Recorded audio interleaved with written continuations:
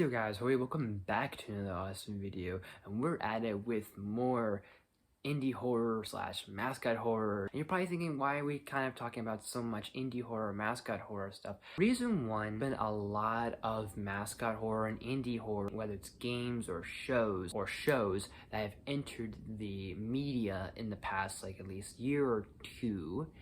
Number two, it feels like it's been a lot, and it feels like it's been indie horror after indie horror after indie horror, because I'm pretty much late in the game when it comes to talking about these games and talking about this sort of content. And number three is, since I haven't been gaming lately and streaming lately due to a personal matter, which trying to not make this a long story short and pretty much just doing this out of context, but basically I just kind of postponed myself and put a pin in streams due to something personal and a personal matter that's happening in my life.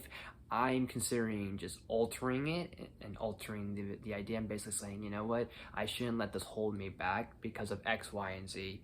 But we shall see somewhere down the line in the future. I might take it upon myself. Maybe I'll wait. Who knows? But anyways, we're going to talk about Indigo Park. And so Indigo Park is definitely something really unique and something very interesting. And I know I say that about a lot of these, but each one adds a different flavor to the table, and Indigo Park is the latest and the greatest so far. It basically has like a very much theme park, amusement park vibe to it. So think very heavily.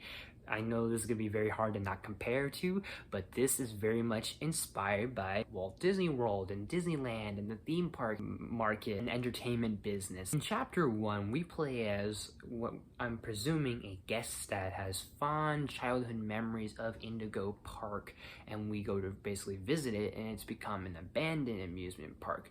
So I feel like there's two things we can look at and two aspects we can look at that could maybe we can see what is going to be going forward for this game series, because this is going to be a video game series, and what its lore implications.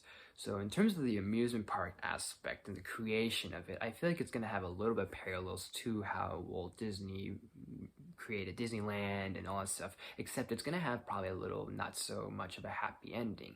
The only thing I can probably put together so far from what the game kind of gives us, and maybe just, like I said, based on speculation, that maybe the creator, Mr. Indigo, which I wouldn't be surprised if his name is something like Elijah Indigo or Tobias Indigo, something very like not a common name you wouldn't hear, or very like an old-timey-ish name. So I wouldn't be surprised if it's something like that. But Mr. Indigo, I'm assuming maybe after his death, either right after his death or maybe like 10 years after his death or 20 years after his death, there's probably going to be at some point in the timeline of Indigo Park, there's probably going to be at some point your Bob Igers, your Bob Chapeks, your Michael Eisners, these other CEOs that might have wanted to step in and be like, hey, I'd like to do something with Indigo Park and maybe make it better for kids, or change it, or revamp it, or reimagine it, and other ways to kind of get people to come back for more ticket sales and more attractions and all this other stuff, and try to change things. And maybe someone in the family, in the Indigo family, didn't like the idea of the change, or maybe something was miscommunicated and shut down the amusement park, or they just lost sales. I know Rambly talks a little bit about what happened, that not a lot of people came in and very few people started to come back to the park. But we don't know why people were leaving and stopped coming back and stopped returning. So maybe there was something with budget or funding, more along the lines of like a behind the scenes sort of thing, like I said, with maybe someone in the Indigo family that was like, we don't like what you're doing, Mr. CEO, or maybe because since Mr. Indigo is dead, let's not keep the park running, or it's not the same magic as it used to be, like running very parallel but opposite to Walt Disney's theme of it will always keep changing and all these other things. Maybe the opposite direction is that it didn't want to change, it didn't want to have to be revamped and basically hip with the new generation of families and kids, so it just wound up getting closed down. And maybe because it didn't get revamped or reimagined, people started coming in less.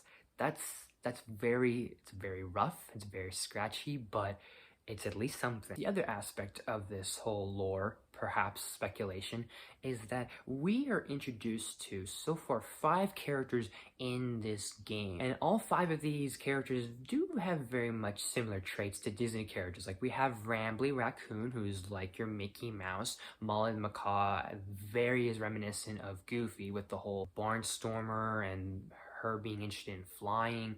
There's a lion named Lloyd who I don't know if who he's supposed to really represent, but I'm getting like Donald Duck vibes or Pete vibes maybe. There's Finley, who feels very obviously like on the nose like Eeyore. And then there's Salem the skunk, who I have no idea who she's supposed to be, but she's very like ragtag, kind of like edgy, kind of got this punk attitude to her. But this feels like, I don't know if this is like our Fab 5, and definitely see a little bit of the inspiration. Rambly, as much as my thumbnail might be a little misleading, and didn't try to make it intentionally misleading, but Rambly actually isn't the villain here. I feel like if we have a villain, it might be like the people behind the scenes, like maybe the CEOs and maybe people like that, the suits, the business guys that maybe were trying to close down Indigo Park, or maybe one of them wind up being a serial killer, or maybe there's something else being implied here. But Rambly is not our antagonist, quite surprisingly, but he's very sweet, he's very endearing, he's very transparent, he's very adorable, so he's definitely the one that's trying to be the reason and be like the optimist. So again, going back to the Mickey Mouse energy of the optimism, he wants us, this person, whoever we are, the guest, to enjoy ourselves, but he's like, I gotta be honest, this place obviously hasn't been the same as it used to be. But then we have Molly the Macaw, who she winds up being the one that chases us down via Huggy Wuggy, like in Poppy Playtime Chapter 1. And it's very unclear on what these people are like, if these are mascot characters, if these are animatronics, whatever it is. I honestly think there's maybe 2 things that could be at hand here, that maybe either A, we are dealing with mascot characters, like people in those costumes, wearing the costumes like at meet and greets and stuff like that, and they've been either abandoned and stuck at this amusement park for years, and now they want to basically seek all hell-bent revenge for anyone that has done them wrong. We have, again, people in suits. Or maybe there's a bit of like something, I think this could be somewhat unique, is maybe something along the lines of DNA fusion, or some sort of like combining of human meets animal, because it feels like between Molly the Macaw and Lloyd the Lion that maybe we're combining and fusing these human people, these said cast members, into these animal anthropomorphic characters. That's why we see Lloyd kind of act a lot more savage, and Molly, for a reason, is acting like a person more than an actual bird. But Lloyd is attacking us like an actual lion would, and kind of gets scared like a lion would through this wristband that is, like, I guess, sensitive to a cat's ears. So maybe it was something very much like experimental, became the characters somehow infused with the DNA of said animal.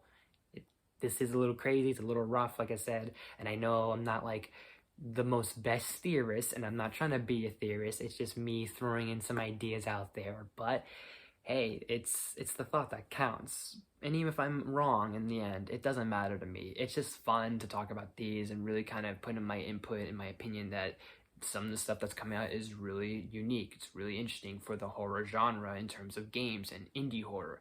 But what do you guys think of this? Even if this doesn't sound like it's very supported, what do you guys think anyways? Let me know in the comments down below. And as always, guys, thank you so much for watching. If you like this video, please smash the like button. If you're new to my channel, please subscribe to watch videos every day, if not every week. Make sure you ring that bell. There's new videos every week. Share the video with your friends, all the good stuff, and more. Leave some suggestions down in the comments. You name it, I'll look to do as best as possible. I've got somewhere down the line my X-Men 97 TV show review.